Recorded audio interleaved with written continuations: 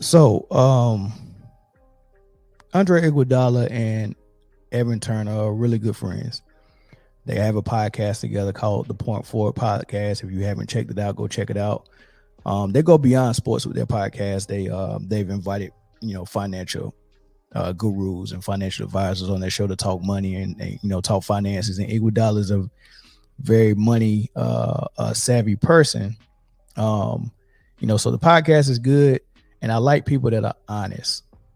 And Iguodala seems to be honest. And he goes on Gilbert Arenas podcast, who is a really good podcast. They push out some really good content, and you get this honest guy like Iguodala, who's not afraid to speak his mind and not afraid to say what he feel like is the truth.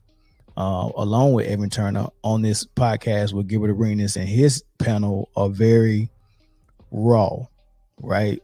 Not in a bad way, but like, look, they giving it to you unfiltered, and that's a wonderful thing, right?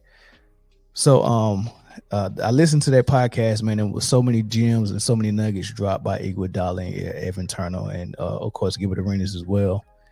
And I'm gonna break it up in about three videos, man. So this will be the one of the videos that I break it up because he said some interesting things, but this just happened to be him speaking on the MVP that he won.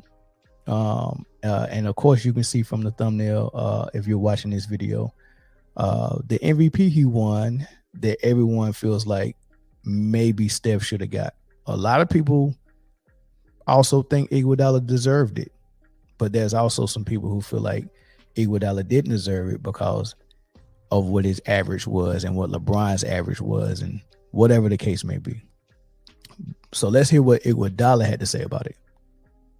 Do you feel like you deserve that Finals MVP for what you were able to do? I had a really good conversation with Trevor Ariza. Shout out to Trevor. TA. That's TA. It's my man, because we spent some time in in Miami. We played in Miami together for a year. So it's funny, I've been on TA since high school. Hassan Adams was my roommate. Okay, I saw, yeah. And TA, they played together at Westchester. Yep. So I've been on them since Nike camp. Mm-hmm. And TA and I got the really chance to lock in, and I was joking one day. I wasn't joking, but I was being serious. Because you know how we in the league for so long, and you see all the nasty stuff that goes on behind closed doors in the league, and you kind of lose the love of like accolades. Like, we love the game of basketball. You went through it. I said this about you many a time. All the time. You say In the I'm book, like, Rashad McCants one of the best basketball players I ever seen. You say this all the time. I ever seen. No, we got the book over there. We know. Stop, Don't proceed, but no, I say the same shit. No, but he stopped like tables and be like, no. If people ask, he'd be like, Kobe, Rashad McCants is the best basketball player I ever seen. I'm And like, so He deserved the crown. But you see what goes on in the league sometimes, and it's like, fam, like sometimes it don't even be about who. And so I don't really appreciate certain things the way I should, just because the other stuff weighs on it. And I'm just like, man, I don't really care. So I always say, like, Steph deserved, I think he did deserve one before the one he got. Yeah. Right? I did think he deserved one. So I always say, like, if it was mine, like, cool. I know the impact I had on the game, but I don't need anyone to tell me that I did. Right. Like, I'm cool with that. Yeah, so I say all that to say, like, man, I don't even care. Like, yeah, Steph should have had mine. Like, I don't really care. Like, I think Steph should have had it. But then I'm talking to Trevor Ariza. He's like, bro, you bugging. Yeah. Like, don't ever say that ever again. And once Trevor said that to me, he kind of checked me. He was like, yo, dog, like, You bugging. we were in Houston and we knew if you played well, y'all were going to beat us. Period. But the average fan who argues with all our opinions every day, they don't know what the best players in the world are saying. Like, and when Trevor said that, he was like, Dre, I'm in Houston and we can't get past y'all because you. And I'm like, man, Steph is cooking. He was like, no, bro, if you're having a good game, we can't win. His conversation, I was like, no, I know exactly what I did in that series. So, yeah, it's where it's supposed to be. At the house. At the crib. No, Joe, what did Max Kellerman say? I want Iguodala. But what's so funny? But if you think about like the part I add, that the starting five was getting their ass whooped, right? Now, if they're going by the same thing that I was looking at, then it is the second unit. Because the starting five, you lost. Yeah. You lost. You lost. So let's go give it to LeBron. Yeah. But the only thing I will argue, there is a Curry effect. Yeah. There is a Curry effect. Yeah, no. Listen, he played. If he won, I don't think he would have appreciated it because I don't think he thought he did enough to really like take it over the top. Curry. It wasn't the Curry style, right? Man, Dover was damn near was in the running too for MVP, low No, key. seriously. Like, to be honest with you, and long story short, bro, like we forget sometimes that like not saying he's a middle of the pack player, but like if it falls down this low, you deserve it. Like you understand what I'm saying? Like the past one or two, they were supposed to get it. It was set up to get it. Media set up to get it and everything. Like if it came down this low, it ended up. No offense. No, I get it. It makes sense. That's where it's supposed to be. Like, nah, shut that shit up. Like he gonna get the next 4 or 5 years for you to write about him, and like he'll figure it out. But like other than that, it's my shit. Apologize for that one being so long. That was about a 3.5 minute segment. But man, they said a lot of good things, man. Evan Turner even said some good stuff toward the end.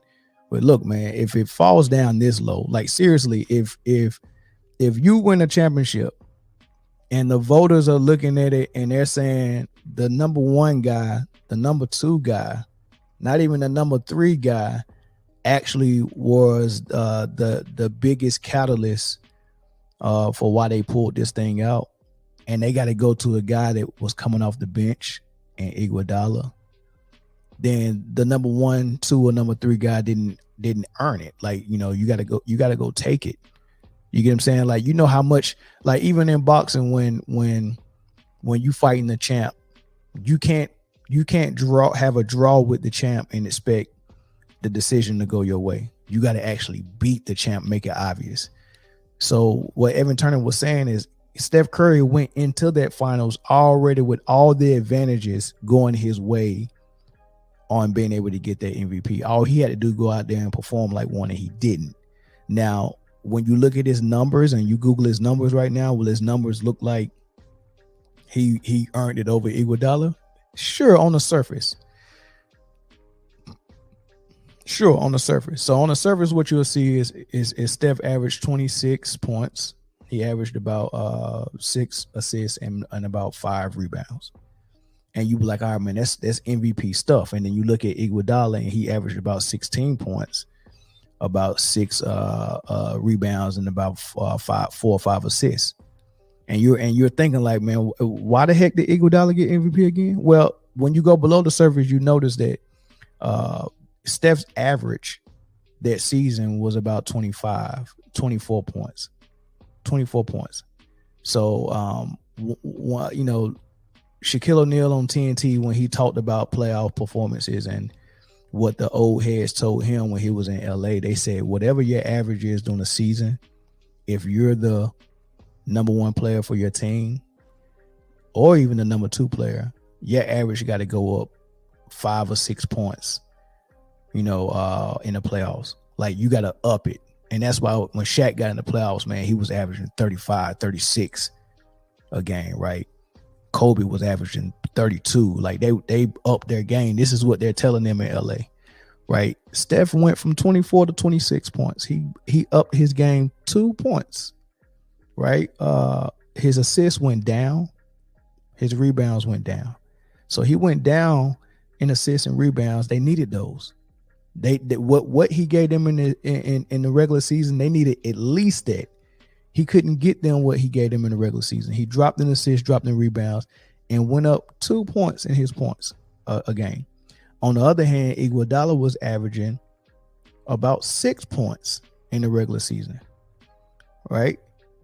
And then he went out with his 16 points. So he upped his game. His assists went up. His rebounds went up. Everything went up for Iguodala, and his points went up tremendously. Like, I'm gonna get you the extra 10 points that Steph's supposed to be getting us. I superstar, right? But then that's not the only thing Iguodala did. On top of giving them 10 extra points, more rebounds, more assists than what he did in regular season, I'm gonna turn around and I'm gonna guard the best player in the league at the time, LeBron James, or at least maybe the second best player, depending on where you got Kevin Durant. I'm gonna guard the first or second best player. I'm gonna guard this all-time great in his prime with no double teams most of the time, with single coverage. I'm gonna let him beat me up. I'm going to take all that punishment on defense. I'm going to just put myself out there and exert everything on defense, and then I'm gonna give you extra 10 points from what I gave you in the regular season. I'm gonna give it to you in this finals, and I'm gonna hit game-winning threes. Right, so that's what Iggy did. What did Steph Curry do on the defensive end? Kyrie Irving got hurt in the first game, so he had to guard Dellavedova. And Dellavedova gave him work. And then on the other end, who was guarding him? Dellavedova. So you got this Dellavedova guy who's out of the league now, who gave you fix on offense and defense and made you work for every bit of everything you got. The extra 2 points you gave him made you work for it all. Everyone watched that series and saw how Steph was really kind of struggling. Everyone saw it. And the voters voted, and they voted for Iguodala. Go figure. They wouldn't have won it. And just like Iguodala said, look, man, I think I deserved it. He said at the beginning, basically he was saying, I pity the fact that Steph Curry didn't have a MVP. Everybody in the Warriors organization pitied him because the first one they got, the first championship they got with that group, Iguodala got the MVP. Steph didn't get it. Then they lost the next one. Then KD came and took all the shine, and KD got the next two. Right? So Iguodala said, man, I do believe Steph should have got one. Out of the three, he should have got at least one of those before he actually got the one that he earned against the Celtics. He wasn't saying that he felt like Steph Curry really earned it. He said, I think he should have got it, man. What he means to this organization and what he means to the NBA, they should at least just gave him one of them. Right? Just give him one. Nah, he said, so if it had to be mine, yeah, I wish he would have given mine. Until someone talked sense in his head, Trevor Reason said, hell nah, you earned it. They wouldn't have won. They wouldn't have won without you. And we knew we would have beat y'all, talking about the Rockets, if it wasn't for you there. So nah, that's your award. So he said at the end of the day, man, nah, I know what I did in that series, and that award is exactly where it needs to be at my house, right? And the last thing I say about this, Gilbert Arenas, even second that, Trevor Ariza, Evan Turner, Iguodala, the Gilbert Arenas, they all was on the same accord. Gilbert Arenas said, look, nah, the starters laid the egg, right? On top of the fact that Steph Curry averages didn't explode and really take off in the playoffs, much different than what his regular season was, but Iggy's did. And on top of him getting worked out by Dellavedova on both ends of the court, right? He was also 2 games he failed to get his average, right? If his regular season average was 24, he had a game where he had 22, failed to get his 24. He had a game where he had 19, failed to get his 24, and he had a game where he had 23, failed to get. So 3 games, half the games he failed to get his average. Not to mention he finished with a -6 in the plus minus one game, -4. I think he was in negative 3 times, maybe twice, just twice. He was in a negative twice in his plus minus for those games. So I mean, the starters was getting work. Iguodala, he was in the plus all 6 games. Right? He had a positive plus minus all 6 games. Steph didn't. And Steph didn't reach his average 3 times. Right? So I mean, you gotta look a little bit deeper. And I'm with Iguodala, and I'm with everybody else that you heard speak. Iguodala earned that MVP. Steph didn't. But Steph definitely earned the one he got against Boston. And Kevin Durant definitely earned the 2 he got against Cleveland when he was in with the Warriors. But Y'all let me know what y'all think in the comments, man. Go down in the comments. Let me know. Do you think Iguodala has a point? That their MVP trophy is exactly what it needs to be, which is at his crib. So